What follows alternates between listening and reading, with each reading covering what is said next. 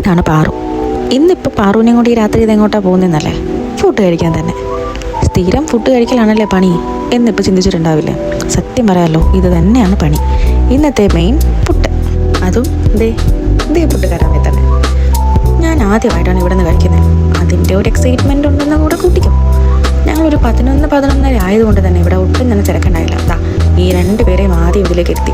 ഒത്തിരി നേരമൊന്നും അവരതിലിരിക്കില്ലെങ്കിലും ഒരു 10-15 മിനിറ്റ് അതിൽ സ്പെൻഡ് ചെയ്തോളൂ. ആ കിട്ടിയ ഗ്യാപ്പിൽ ഫുഡും ഓർഡർ ചെയ്തു. എൻ്റെ കൂടെ വേറെയും കുറച്ച് ആൾക്കാരുണ്ട് കേട്ടോ. ഫുഡ് വരാൻ ഇത്തിരി ലേറ്റ് ആയതുകൊണ്ട് ഒട്ടും കുറച്ച് വാക്കിങ്ങിനും ഇറങ്ങി, മറ്റേ ആൾ ഓട്ടത്തിന് ഇറങ്ങിയിട്ടുണ്ട്. ഞാൻ വീഡിയോ എടുക്കുകയാണെന്ന് ഇവർക്ക് അറിയാനേ പാടില്ല. ക്യാൻഡിഡ്, അതാ ഉദ്ദേശം.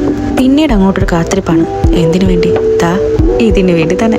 പ്രോൺസ്, മട്ടൺ, ഡക്ക്, പിന്നെ മെയിൻ ഐറ്റം പുട്ടും, പിന്നെ ഒരു തവാ ഗ്രില്ലും കൂടെ പറഞ്ഞതോടുകൂടി ഫുഡ് ഐറ്റംസ് എല്ലാം എത്തി. കഴിക്കുന്ന വീഡിയോ മാത്രം ഞാൻ എടുത്തില്ല. അങ്ങനെ ഓർഡർ ചെയ്ത ഫുഡെല്ലാം ഭംഗിയായി പൂർത്തിയാക്കിയതിന് ശേഷം നല്ലൊരു ചായയൊക്കെ കുടിച്ച് തിരിച്ചു പോകാനുള്ള തയ്യാറെടുപ്പാണ്. അപ്പോൾ പിന്നെ ഒരു ബീച്ചും കൂടെ വിസിറ്റ് ചെയ്ത് പോയാലോ എന്ന് ആലോചിച്ചു. ചിരി കണ്ടില്ലേ? അങ്ങനെ ഈ ഇരിക്കുന്ന 2 കുഞ്ഞു കുരുവുകളെയും കൂട്ടിയിട്ട് ഞങ്ങൾ നേരെ പോകുന്നു. എവിടേക്ക്? ജുമേറ ബീച്ചിലേക്ക്. ഈ ഇടയായ രാത്രി സഞ്ചാരം കുറച്ച് കൂടുതലാണ്.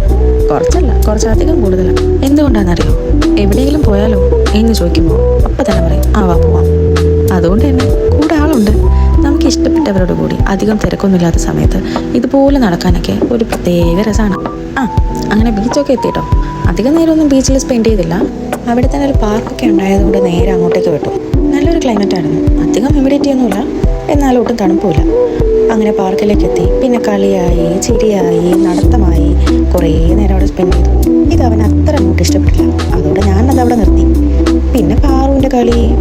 ഞങ്ങളും അവിടെ ഉണ്ടായിരുന്നു. ഓൾമോസ്റ്റ് എല്ലാത്തിലും ഞങ്ങളും കയറി ഇറങ്ങിയായിരുന്നു. ഇവൻ പിന്നെ നടക്കാൻ തുടങ്ങിയതിന് ശേഷം ഇപ്പം എങ്ങനെയാണ്? ഒരേ നടപ്പാ. ഈ ഒരു ചെറിയ രാത്രി സഞ്ചാരം ഇവിടെ തീർന്നു കേട്ടോ. ചെറുതാണെങ്കിലും അതിൽ നിന്ന് കിട്ടിയ സന്തോഷം എന്ന് പറയുന്നത് അതൊരിത്തിരി വലുത് തന്നെയാണ്.